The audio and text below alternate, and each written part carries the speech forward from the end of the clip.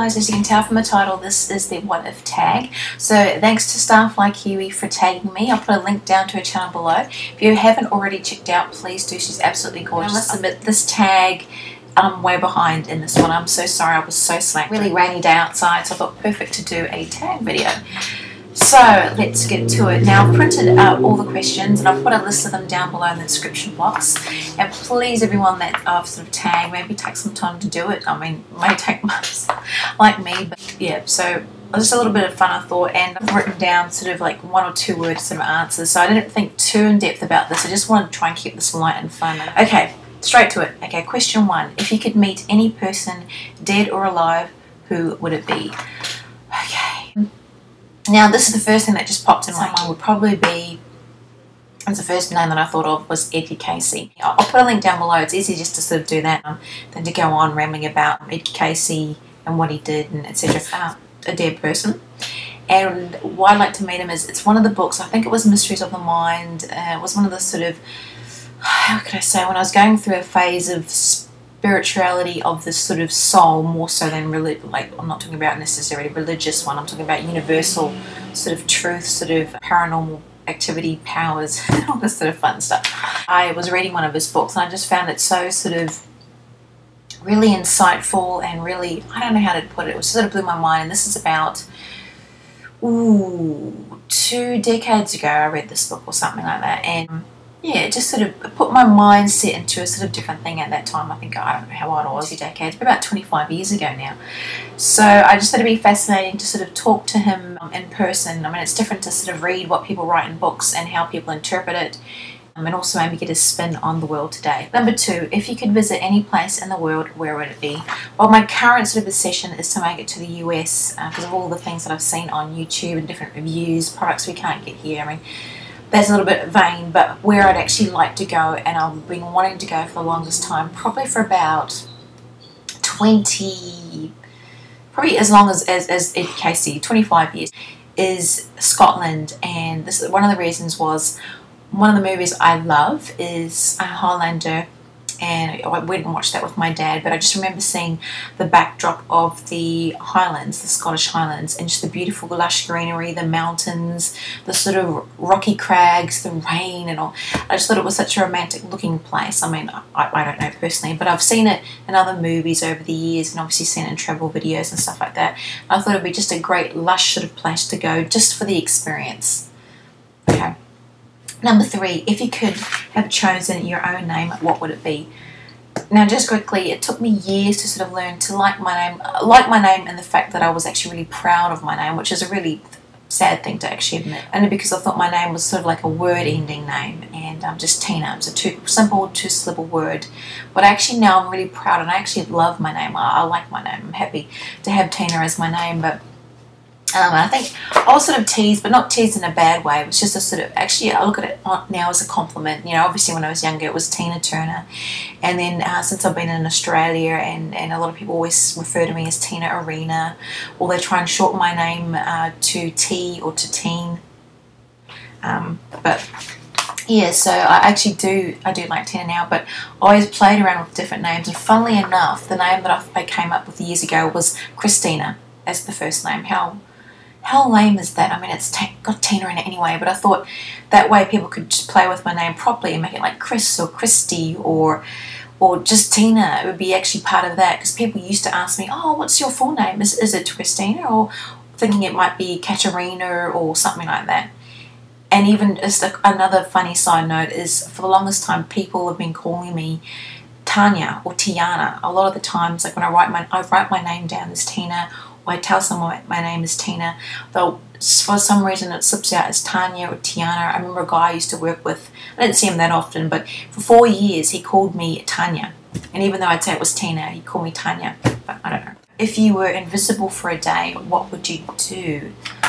First 2 words I thought of was fight crime, and I don't know how I didn't go as far as thinking how I was going to do this, if I was going to do some sort of X-Men or some Fantastic Four sort of scenario and be invisible and fight crime. I don't know, but that was the first thing that popped into my head. But I mean, I'd love to do that. I wouldn't like to go and spy on people. I mean, it'd be great. I know a lot of people think what a great thing to do, be able to spy on their partners or spy on other people and see what they really think of them or get personal details, but I don't want to do anything sick like that. I just wanted to do something good with it. Number 5, if you had one wish, what would it be?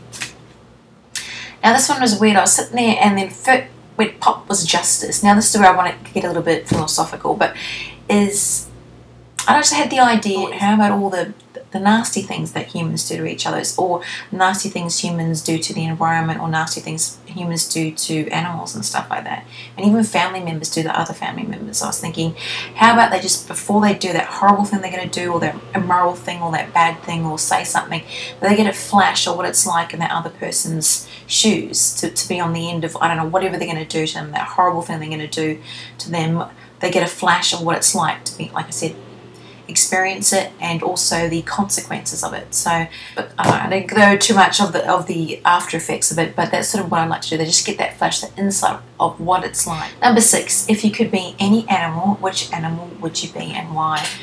Now, I've thought this for many years. I mean, I've had cats on and off for many years. I'm a cat lover, love cats. Always wanted to be a cat, or just to see what it's like to be a cat, live the life of Riley for the day. I don't know, maybe just see from their point of view what it's like to be a cat. Number 7, if you could bring one character to life from a book, who would it be? Now, I went off on a tangent here. I know, again, maybe I should keep it to something really spiritual, wonderful, etc. But I thought I'm keeping it fun, and popped into my head was Dorry the Witch. Now, Dorry the Witch was a character I read when I was a child. I think it's been around since the 1960s. I wouldn't say it's like Sabrina the Witch, but it's like a young girl that's a witch in a witch family and stuff like this. But I used to read the books as a child, and I've actually got the books, so I'll put a link down below. When I was going through some stuff, cleaning out, making room in the study for the nursery and stuff like that, found these books, and they're books that my mother gave to me. They're practically in mint condition, and I wanted to pass them on to my children. That was the plan, or at least read them to them, and then when they're older, pass them on to them. Look, Dorry the Witch would be a fun character to bring to life. I don't know why it just popped in my head. But number 8, if you had one superpower, what would it be? Something like PK, telekinesis, is being able to move objects with the power of that. But I think something fun like that, and that's something you could even use the power to help people, I would assume. Number 9, if you could be any age again for 1 week, what age would you be and why? Now, oh, that was an interesting one. But the first thing I thought of was 18. Now, 18 was a life-changing sort of year for me. A lot of things happened when I was 18. I was finished up at college, I was starting university, sort of going on to my path of adulthood, etc. But I'd like to try and get my mindset onto different things, like to actually focus. So I might go back on that week and just look, focus, study, do this, take these courses. Yeah, something like that. But also 18 was the year my mum passed away, so lots of sort of regrets, things you want to say. So I mean, I'd like to go back to the week and yeah, sort of do that. So number 10, if you could go back in time to watch any concert or festival, what would it be? Look, I want to go back and see one of the first Fleetwood Mac concerts, not the first ones because they've been around I think since the 60s, but when Stevie Nicks and Lindsey Buckingham actually joined. I think there were a couple at the time, and they joined Fleetwood Mac with Christy McVie and Mac Fleetwood. And look, I don't even know if they're still together now. They seem to be getting going, coming, going. But I'd like to go back and just see one of those concerts, the vibrant sort of, I think it was the 70s or something, concerts just with them in it, and watch a sort of vibe before everything else sort of happened, all the drama and alcohol and marriage split-ups and divorce and stuff like that. So. Number 11, if you could do anything, what would you do? Well, it's not saying if you could have anything, so I suppose do anything, probably do anything would be there's lots of courses that I want to do. I just want to be able to do something like that, and somehow magically they're free, of course, so I can actually do it, and because I'll be giving birth in July, so I want to be able to look after the kid, do all the courses, build up my own business, and then I can set up the family, pay all my bills, and yeah, raise a family. But something simple like that, that's what I want to do. I want to be able to pay all my debts, raise my children, do the courses, have my own business, and have a house. Is that too much to ask? Probably. But again, number 12, if you could master any one skill, what would it be? Short and sweet would be playing the violin, and just around that, when I was 15, I got obsessed with playing the violin. I've had many different obsessions with playing different instruments over the years, never been able to stick to them. Hopeless. But I like to, my brother gave me a second-hand violin I was really studious for the month. I was studying it, and I couldn't afford lessons, so I sort of had to learn from the cassette tape and the book that came with it. But after a while I got frustrated because I couldn't sort of really progress. Obviously I had no one to turn to that could play the violin and sort of help me and teach me. And this is way before YouTube videos and stuff like that. So I sort of gave up, unfortunately, and then all it would do is this beautiful violin would sit in the corner gathering dust in the little case, and I must admit it's the most elegant looking instrument.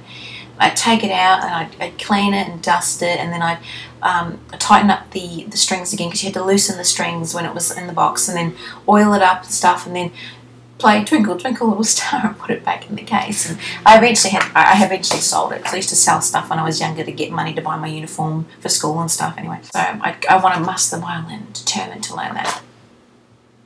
Okay, so that's it. So guys, thanks for watching. Thanks again, Starflykiwi, for this, and I hope it wasn't too boring or random or strange answering the questions, but take care guys. Bye.